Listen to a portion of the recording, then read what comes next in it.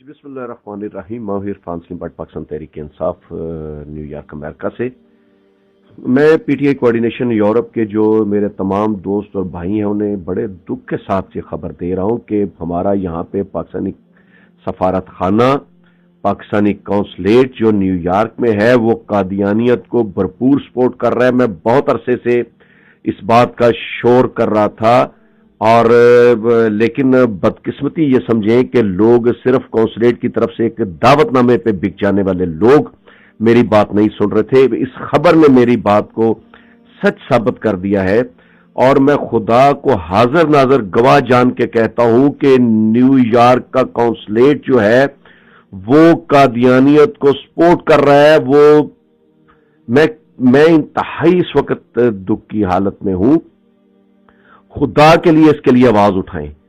پاکستانی سفارت واشنگٹن میں سفارت خانہ اس کو پروموٹ کر رہا ہے اور ان کو سپورٹ کر رہا ہے، ان کے ایجنڈے کو پاکستانی چیریٹی کے نام پہ، کہ وہاں یہاں پہ ایک اے پی پیک اے پی پیک کے نام سے ایک تنظیم ہے کہ جس کو ایک پاکستانی ڈاکٹر لیڈ کر رہا ہے. وہ ڈاکٹر قادیانی ہے، اس کی بیوی قادیانی، اس کا ساس سسر قادیانی ہے، اور یہاں پہ ذیشان حامد ہے جو احمدیہ جماعت کا ہے. وہ یہ چیریٹی کے نام پہ اے پی پیک کو سپورٹ کر رہے ہیں اور وہ کمیونٹی میں وہ ایکٹیو ہے.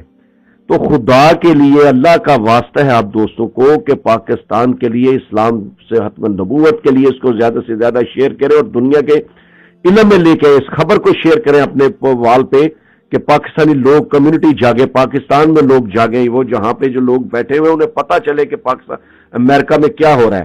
اور اس میں کانگریس مین اور بہت سے لوگ شامل ہیں کہ جو ان کے ساتھ مل کے کام کر رہے ہیں.